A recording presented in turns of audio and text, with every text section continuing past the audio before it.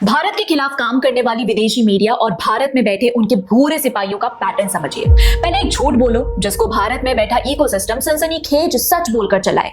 इसी बीच जब आपका झूठ पकड़ा जाए तो 3 लाइन का एक लेख लिखकर उसको चुपचाप वापस ले लो। लेकिन तब तक काम हो चुका है। एक साफ झूठ विदेशी मीडिया से निकलकर डोमेस्टिक सर्कल में घुस गया है। ऐसा ही कुछ हाल ही में ब्लूमबर्ग की आरबीआई गोल्ड रिजर्व वाली कहानी में देखने को मिला। ब्लूमबर्ग के लिए लिखने वाले इंडियन इकोनॉमिस्ट अभिषेक गुप्ता ने अपनी लेख में दावा किया कि आरबीआई ने मई महीने में करीब $12 बिलियन का सोना बेच दिया है। रिपोर्ट में यह नैरेटिव बनाया गया कि मिडिल ईस्ट तनाव, रुपए पर दबाव और कैपिटल आउटफ्लोज के बीच आरबीआई अपनी फॉरेन करेंसी रिजर्व्स को बचाने के लिए गोल्ड रिजर्व्स बेचने पर मजबूर हो गया है। खबर सामने आते ही सोशल मीडिया पर हड़कंप मच गया। विपक्षी नेताओं, सरकार के आलोचकों और कई कमेंटेटर्स ने इसे हाथों हाथ लिया और भारत की अर्थव्यवस्था में संकट का सबूत बताना शुरू कर दिया।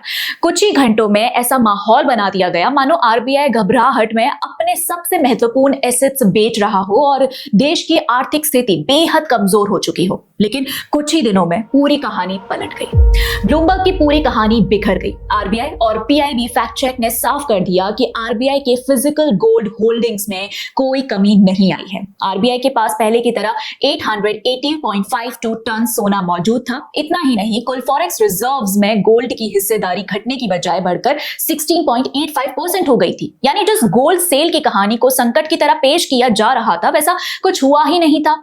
दरअसल ब्लूमबर्ग के एनालिसिस में एक बुनियादी गलती थी। आरबीआई जिस स्टैंडर्ड वैल्यूएशन मेथड का इस्तेमाल करता है उसे ध्यान में रखने की बजाय डोमेस्टिक इंडियन गोल्ड प्राइसेस को आधार बना लिया गया, जो इंपोर्ट ड्यूटीज और दूसरे स्थानीय फैक्टर्स की वजह से अंतरराष्ट्रीय कीमतों से अधिक थी।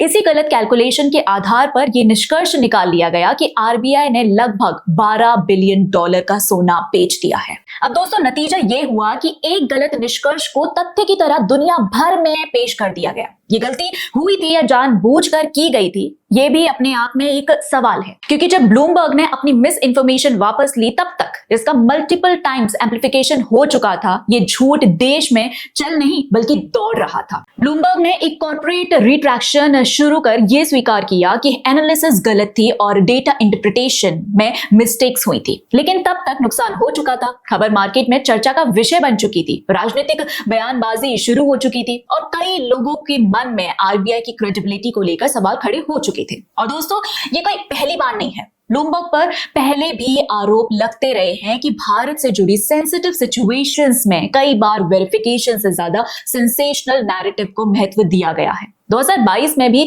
ऐसा ही कुछ देखने को मिला था जब ब्लूमबर्ग ने so called take fog controversy पर द वायर की रिपोर्ट्स के आधार पर एक ओपिनियन पीस पब्लिश किया था। लेकिन बाद में जब द वायर को अपनी ही रिपोर्ट्स वापस लेनी पड़ी और उनके क्लेम्स पर गंभीर सवाल खड़े हुए, तब ब्लूमबर्ग को भी अपना कंटेंट हटाना पड़ा। इससे यह भी समझ आता है कि कई बार कुछ इंटरनेशनल मीडिया आउटलेट्स फैक्ट्स को पूरी तरह वेरीफाई करने की बजाय पहले एक नैरेटिव बिल्ड कर देते हैं और जब सच सामने आता है तब क्वाइटली करेक्शन या रिट्रैक्शन जारी कर दिया जाता है। ब्लूमबर्ग का आरबीआई गोल्ड वाला मामला भी इसी पैटर्न का एक और एग्जाम्पल माना जा रहा है। और दोस्तों, बात सिर्फ ब्लूमबर्ग तक सीमित नहीं है। पिछले कई सालों में हमने बार बार देखा है कि New York times, BBC, Reuters, wall street journal जैसे कई इंटरनेशनल मीडिया आउटलेट्स भारत से जुड़ी खबरों को अक्सर एक ऐसे फ्रेम में पेश करते हैं जहां क्राइसिस, कॉन्फ्लिक्ट और इंस्टेबिलिटी को मैन्युफैक्चर करके हाईलाइट किया जाता है। इनकी स्टोरीज का फोकस सिर्फ उन पहलुओं पर होता है जो नेगेटिव हो, क्योंकि यही तो इनका काम है ना। चाहे बात प्रोटेस्ट की हो, इलेक्शंस की हो, इकोनॉमिक इश्यूज की हो या किसी जियोपॉलिटिकल टेंशन की, विदेशी मीडिया की रिपोर्ट्स को बार बार एक प्री कंसीव्ड लेंस और एक एसओपी का उपयोग करती है जिसका एम न्यूज नहीं कियोस है। ऐसी रिपोर्ट्स ग्लोबल लेवल पर सर्कुलेट होती हैं। फेक न्यूज का सर्कुलर साइटेशन होता है और सिर्फ हेडलाइंस या न्यूज साइकिल नहीं, ये रिपोर्ट्स दुनिया भर में भारत को लेकर परसेप्शन खराब करते हैं और भारत के अंदर भारत के लोगों के मन में सीरियस डाउट्स क्रिएट करते हैं।